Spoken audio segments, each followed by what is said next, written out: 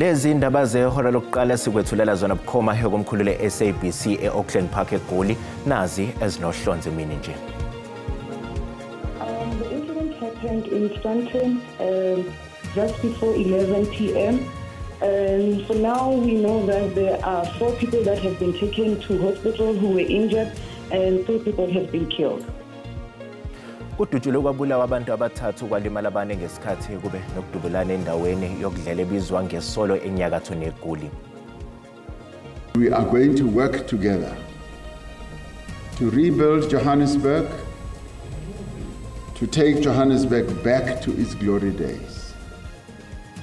Umengameli wezwe Cyril Ramaphosa uzwakalisa ukukhathazeka ngesimo somkhandlu idolobha iGoli lokhu njengoba yena kanye nethimba longqongqoshe bebehlangene nobuholi baleli idolobha namhlanje. Inkantolo ephakeme yase-Western Cape ehlele eSaldanha Bay iyaqhubeka nokulalela ubufakazi belinye lamaphoyisa ecaleni lokuthunjwa kwentombazanyana eyayineminyaka eyisithupha ngesikhathi sokunyamalala kwayo uJoshlan Smith. Ukuthula kube kwembukeli ngiyakwamukela ezindabeni zehora lokuqala ezingunqa phambili kanti futhi ke zihamba phambili la ku-SABC 1 Mzansi for sure igama lami nginguDawud Phungula.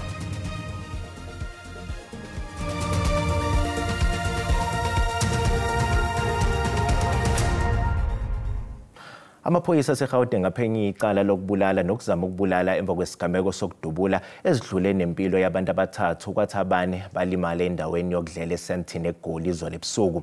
Ngokusho kwamaphoyisa athi uMlisa Mumbe ubefuna ukungena nesibhamu kule ndawo enomgomothi azingeni izibhamu kuyona okubeke sekususa umsindo.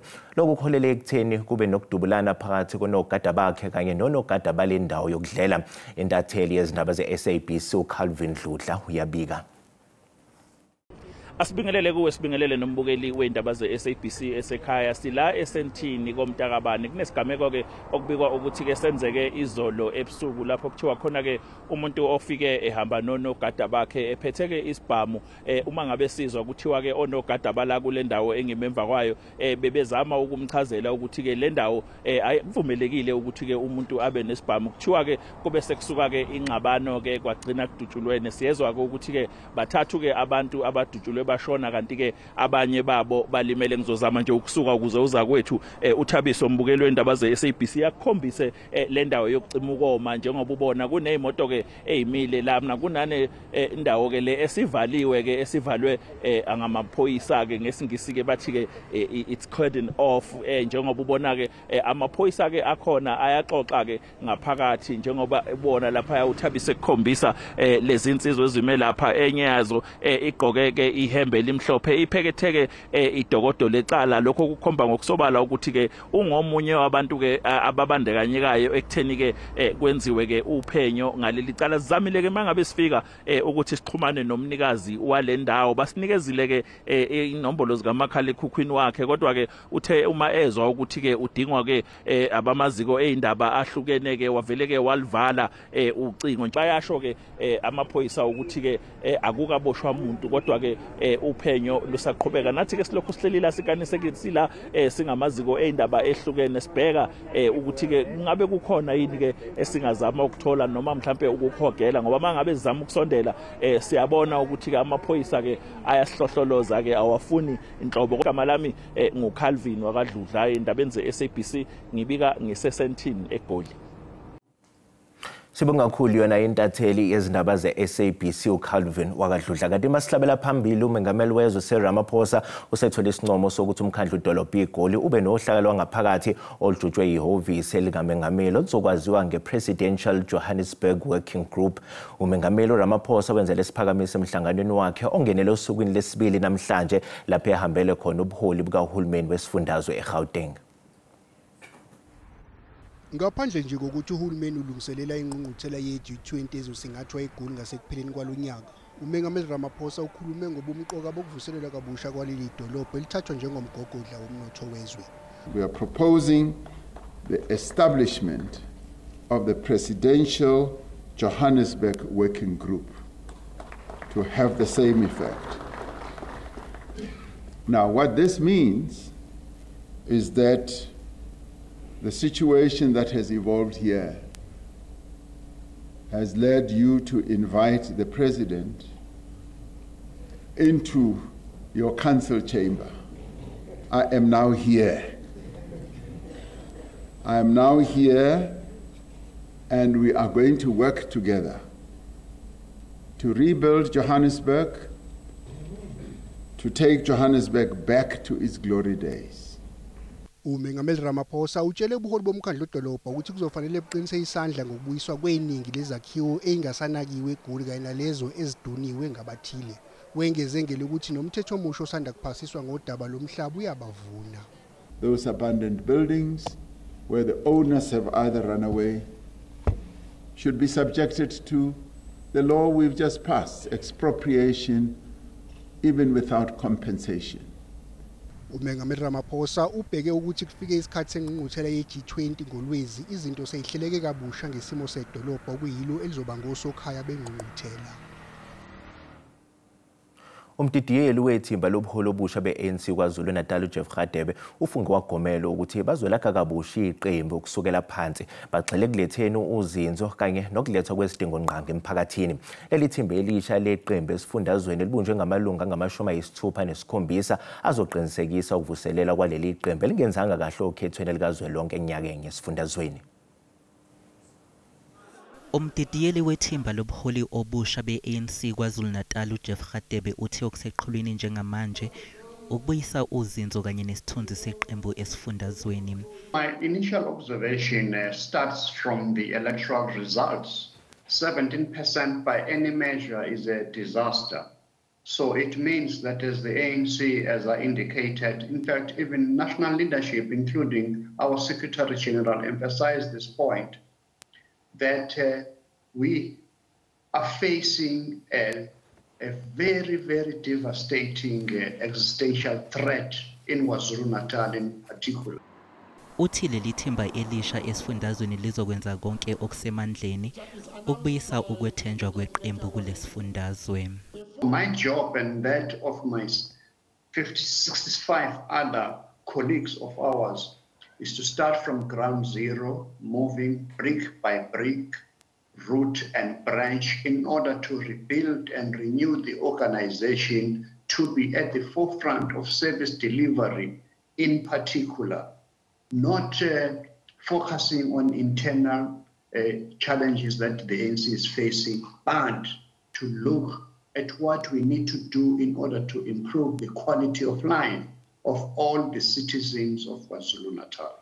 Esika elijikayo ngezindaba zangaphandle kweqembu uthi uhlalele ethembeni lokuthi iziphathimandla zikahulumeni zizohlinzeka ngezixazululo eziphathekayo ezinkingeni ezifana nebhange ithala kanye nezinxushunxushu ezikhona ngesikhwama iNgonyama Trust.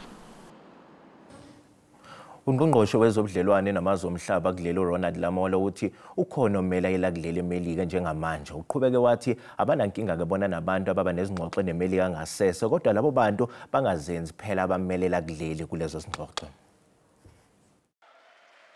Ungqongqoshe wezobudlelwane namazwe omhlaba kulelo Ronald Lamola uthi akunankinga uma abantu noma amaqembu exhumana nelaseMelika. Inkinga nje iqala uma sebezenza abamelela kuleli kulezo ingxoxo.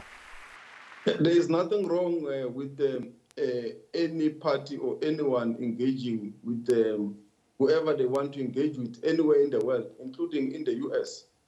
Where it becomes wrong is when they portray themselves to be representing the South African government. Qhubeke wacacisa ukuthi ukhona njengamanje omelela kuleli Washington waqinisekisa nokuthi njengoba nje ekhona eMelika loyo omelela kuleli uxhumana nazo zonke inhlaka afinyelela kuzo njengamanje uhulumeni wakuleli.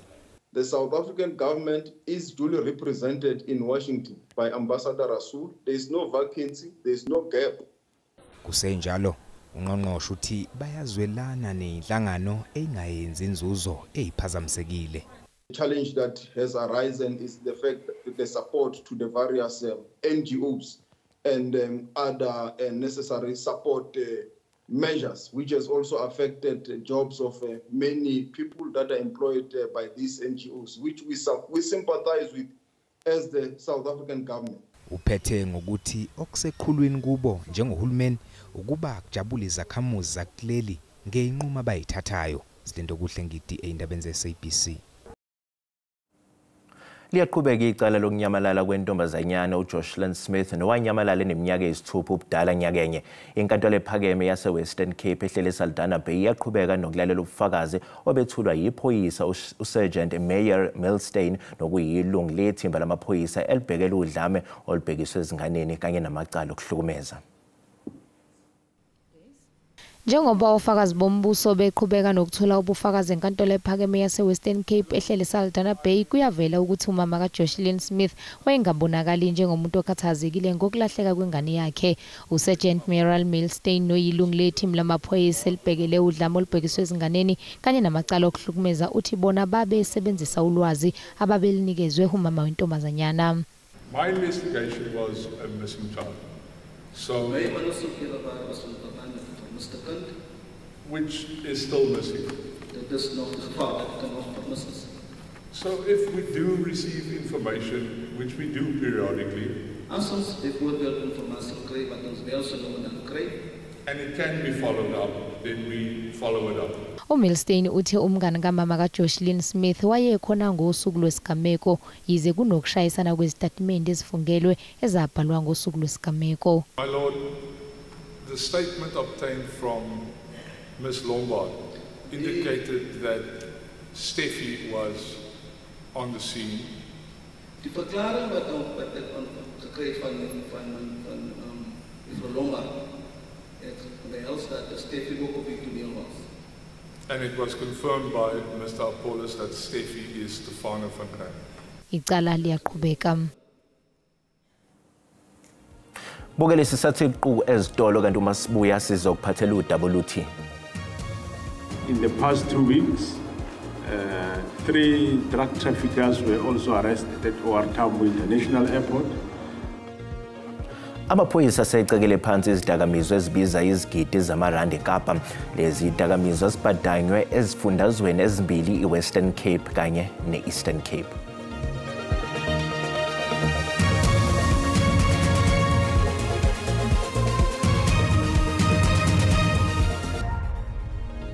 Bukele sikubingelele sikwamukela uma ngabe usanda ngena odabeni oluphambili besibika ukuthi kudutshulo kwabulawa abantu abathathu kwalimala abane ngesikhathi kube nokudubulana endaweni yokudlela ebizwa ngeSolo enyakatho neGoli. Bukele sikukhumbuza ukuthi lezi indaba ziyatholakala ku-YouTube naku-SABC Plus. Ngena kuzo uzicinge ngamagama athi SABC izindaba nakanjani uzozithola ngomjalo baso. Abanye abantu abasolwa wabe yimeya yaseGoli uKabelo Gwamanda ngokubaqola imali bathi into abayifunayo ukuthi babuyiselwe imali yabo. Lokho kulandela ukuthi iNPA yesule icala lokukhwabanisa uGwamanda abebhekene nalo. uLefu uthi wayenethemba lokuthi ukutshala imali yakhe enkampanini ithemba lama-Afrika ngo-2014 kwakuzoyiguqula impilo yakhe. Uthi uGwamanda kanye nabesolwa naye uMduduzi Zondo abamthembisanga nje kuphela ukuthi uzohlomula kakhulu kodwa bamthembisa nokuthi naye uzoba nezabelo ezingamaphesenti amane kule nkampani. Kilekaya kagenya chelete first time it was 11,000. Ngaqala ngokufaka isamba seyinkulungwane eziyishumi nomuvo eMaponyamoli. uKabelo nguye washayela weza kumina ngosuku olulandelayo bangithumela incwadi ethi sengiyilungu lenkampani. Bangitsetsa paperwork. Ngaleso sikhathi ke kusolwa ukuthi uGwamanda wayesaqhubela lebhizinisi kubo. uLebitsa uthi wathuka uma esejikelwa abantu abasebenzisana nabo kahle. Leho sometimes seba ignorant colletsaka. Base beyizibi incingo zami kodwa ngesikhathi besanxenxa kuba sisebenzisane babeyifikela bona ekhaya. Lento isingiphazamise kakhulu. Ke so ba khone ho driver ho rekiye ku deposita chelete ku accounting ya ithemba lama-Afrika la. Ngesikhathi vele kokugcina uGwamanda akazange aqinisekise ukuthi uzoyikhokha yini le mali. I am willing to sit down and support them. You'd find that it's not just a reimbursement of the receipts that they are looking for, because if you the amounts would not be anything meaningful. uLebitsa uthi ukushaya ngolonwabo kwezobulungiswa kumshiya esezisola ngesinqumo sakhe. Amaphoyisa asecekele phansi izidakamizwa ezibiza izigidi zamarandi eKapa. Lezi zidakamizwa zibhadanywe ezifundazweni ezimbili iWestern Cape kanye neEastern Cape. Ngesikhathi kunesithangami isabezindaba namhlanje, uMasemula uthi kuboshwa abasola ababili kulandela ukutholakala kwezidakamizwa nezibhamu kanye nendawo lapho kugcinwe khona izikhali eKapa. Uthi ngesonto ledlula amaphoyisa aseGauteng athole icocaine ebiza izigidi ezibalelwa kweziyikhombisa zamarandi esikhumulweni sezindiza iOR Tambo. 2 suspects have been arrested thus far. In the past 2 weeks, 3 drug traffickers were also arrested at OR Tambo International Airport. The drug traffickers included 2 South Africans who were found with a combined value of 7.5 million worth of cocaine, as well as a 55-year-old Nigerian drug trafficker.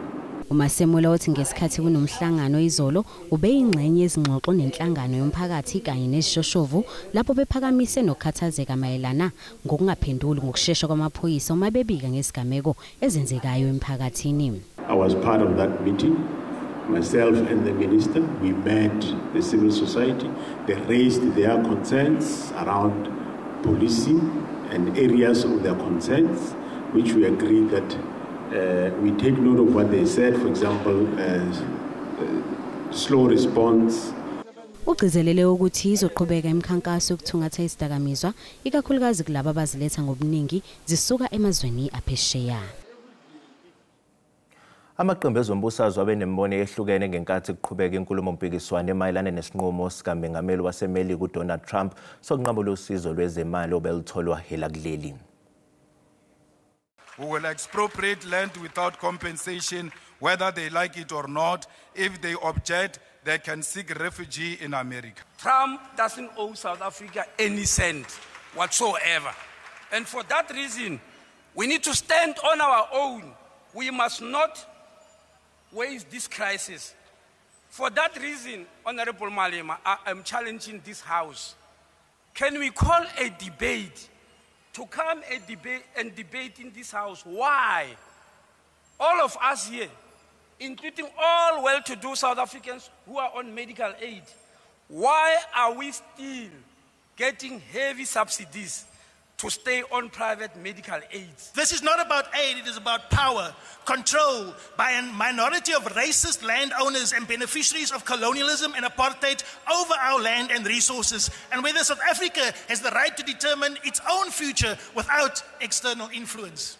We believe that the abrupt manner in which the funding was stopped was unethical and wasteful, and it has not allowed governments, including our own, to make contingency plans and to allocate budget to cover funding shortfalls.